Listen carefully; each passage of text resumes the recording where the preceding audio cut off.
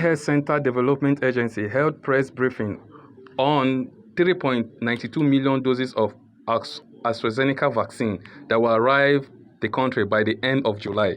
The executive director of NPHCDA, Dr. Fausa Shaib, during his speech, he says Nigerians who have received the first dose at least 6 weeks ago should visit the nearest vaccination site to receive the second dose for full protection against COVID-19 on or before 25th June. Fausa Shaib noted that anyone 18 years above who has not been vaccinated should visit the nearest vaccination center for first dose of the AstraZeneca vaccine.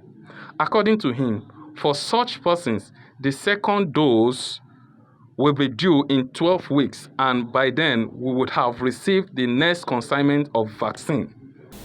I therefore urge all Nigerians who have received their first dose at least 6 weeks ago to visit the nearest vaccination site to receive their second dose for the full protection against COVID-19 on or before June the 25th. I repeat that all Nigerians who have received their first dose at least 6 weeks ago should visit the nearest vaccination site to receive their second dose for full protection against COVID-19 on or before 25th of June, when we shall close the administration of the second dose. Recall that we officially closed the vaccination of the first dose on 24th of May 2021. Since then, we have been inundated with requests by Nigerians to be vaccinated. In response to this, we have decided to reopen vaccination for the first dose from today. This means anyone 18 years and above who has not been vaccinated should visit the nearest vaccination site for the first dose of the AstraZeneca vaccine. For such persons, their second dose will be due in 12 weeks, and by then we will have received the next consignment of vaccines. We now have information that Nigeria will get 3.92 million doses of the Oxford AstraZeneca vaccine by the end of July or early August.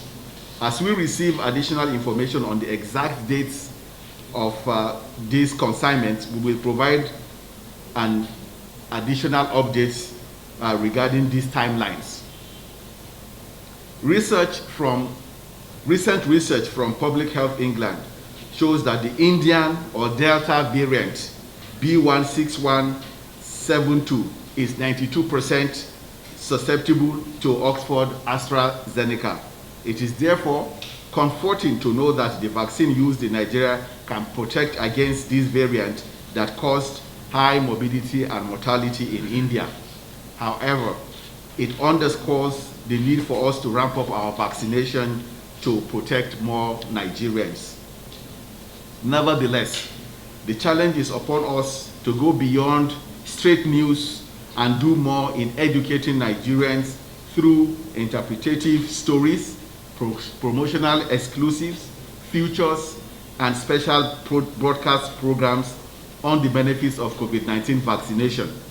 It is important to emphasize the need to be fully protected with the second dose and the socio-economic and health risks of refusing to be vaccinated. We will not be tired of calling on you, the media, as we are confident that you will not relent in bringing to bear on COVID-19 the sheer patriotism and professional prowess you demonstrated in our collective and successful fight against the wild polio virus in Nigeria.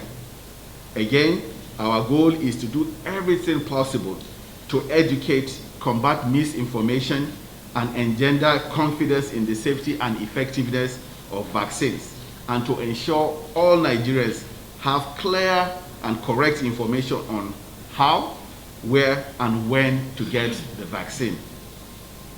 While we are working with our international partners to confirm the next shipment of vaccines to Nigeria, I wish to speak about the G7 summit that occurred over the weekend. The topic of global inequities in the vaccine supply was a significant focus of the G7 meeting. rightfully so. Leaders of major rich countries are becoming increasingly aligned with the thinking that the inequities cannot continue, not only because it is a moral failure, but because it is strategically unwise for their own efforts to end the COVID-19 pandemic. I want to ensure that everyone is aware that there has been a rise in COVID-19 cases in several African countries recently. All Nigerians must continue to take precautions to prevent the spread of COVID-19. Wearing a face mask over your face, over your nose and mouth in public spaces can save lives. A curfew remains in place from midnight until 4 a.m. every day. Indoor gatherings must be limited to 50 people and are only permitted if all attendees abide by social distancing and wear face masks. And the government has introduced restrictions on incoming travel from high-risk countries and quarantine requirements to keep Nigerians safe. With a virus like COVID-19, we each must do our part to keep our communities safe. WHO Rep. Kazidi Mombulo says Nigeria should be careful of the looming third wave of the COVID-19 pandemic by observing social distancing and wearing of face masks.